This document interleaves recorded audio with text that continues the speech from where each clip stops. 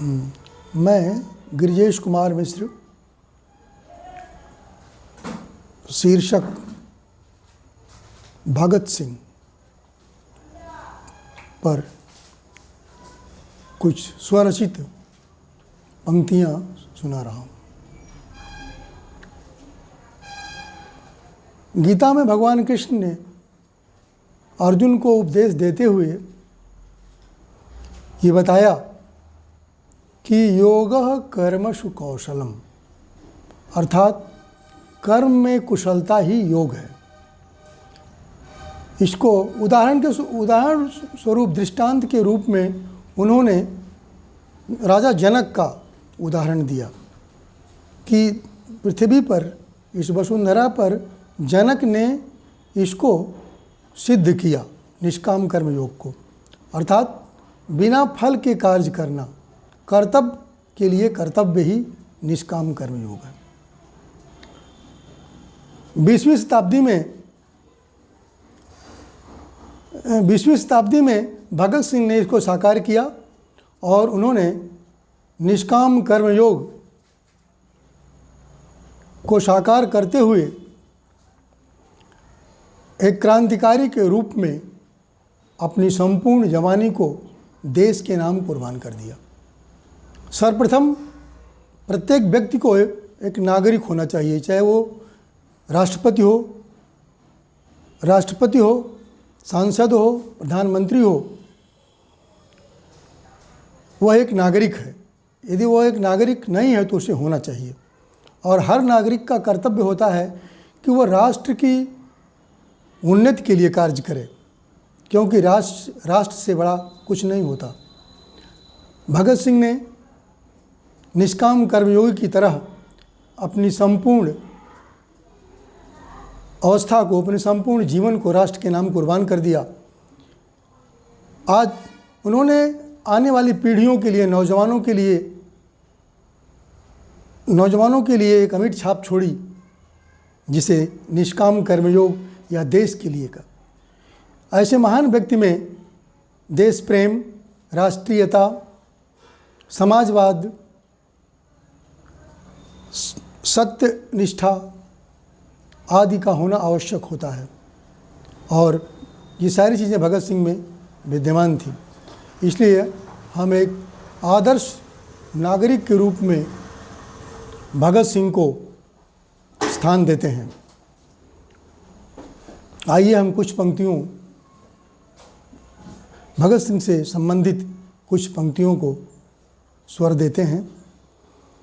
राष्ट्रीयता कूट कूट कर भरी हुई थी भगत सिंह में, इसी भाव से ओत प्रोत हो बंदूकें बोई बचपन में। सुना गुरु की निर्मम हत्या हुई कमीशन के विरोध में, खौल उठा शोणित नाहर का, खींच लिया पिस्तौल क्रोध में। अंधाधुंध फिर चली गोलियां, जख्मी हुआ पुलिस कप्तान, प्राणों की वह भीख मांगता, चूर हुआ उसका अभिमान। दत्त और आजम ने मिलकर विधानसभा में बम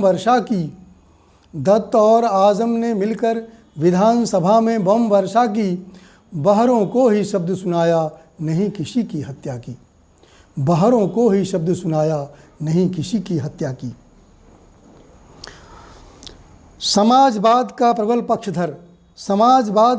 पक्षधर, प्रजातंत्र का अनुयायी, मजदूरों का सच्चा साथी, अबला का अपना भाई।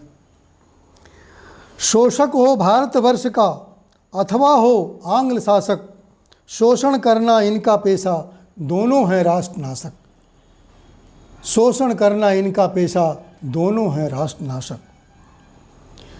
पार्थपुत्र अभिमन्यु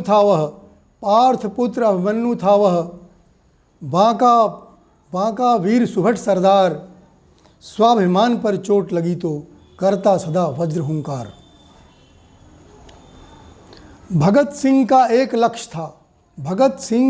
लक्ष्य था भारतवर्ष बने आज़ाद, इनकलाब से हो परिवर्तन, आंग्ल प्रशासन मुर्दाबाद। हिंद निवासी मनुजों के संग मान सहित व्यवहार करो तुम, विश्व गुरु मेरे भारत संग सदा शिष्ट आचार करो तुम। अंग्रेज़ों के लिए, अरे आंग्लवासी निष्ठुर जन, अरे आंग्लवासी निष्ठुर जन, असन पान दो ससम्मान। अरे आंग्लवासी निष्ठुर जन, असन पान दो ससम्मान। अन्यथा अनशन करके पूर्ण करें क्रांति अभियान। अन्यथा अनशन करके पूर्ण करें आत्म बलिदान। कितनी घटिया नीति तुम्हारी। अंग्रेज़ों की नीति थी डिवाइड एंड रूल, बांटो और राज करो, फूट डालो राज्य करो। इसी पर यह पंक्तियाँ हैं, कितनी घटिया नीति तुम्हारी, फूट डालकर राज्य करें। कितनी घटिया नीति तुम्हारी, फूट डालकर राज्य करें। बाहर से चिकने हो कितने, अंदर से विषकुंभ भरे। बाहर से चिकने हो कितने, अंदर से विषकुंभ भरे। श्री कृष्ण के कर्म योग को आजम ने आयाम दिया। श्री कृष्ण के कर्म योग को आजम ने आयाम दिया। निष्प्रिय और निष्काम भाव से यौवन को कुर्बान किया।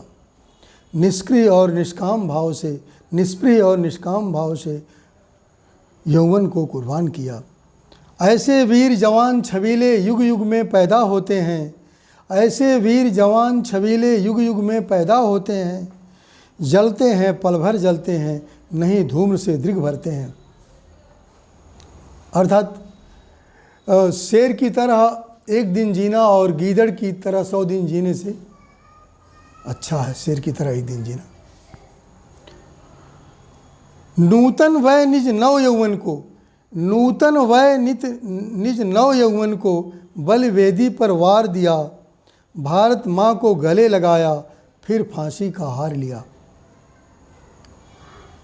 अर्थात भगत सिंह को अंतिम समय में जब उन्हें फांसी पर लटकाया गया तो उनके चेहरे पर जरा भी सिकन नहीं थी, कोई भय नाम लेस मात्र भी भय नहीं था। वो मुस्कराते हुए बल वेदी पर चढ़े जैसे कोई माँ की गोद में चला जाता हो, मुस्कराता हुआ। जीवन के अंतिम लम्हों में, जीवन के अंतिम लम्हों में देव गुरु को गले लगाया। इनकलाब के गीत सुनाकर उनको अंतिम नींद सुलाया। इनकलाब के गीत सुनाकर उनको अंतिम नींद सुलाया। इनकलाब के गीत सुनाकर उनको अंतिम नींद सुलाया। जय हिंद, जय भारत।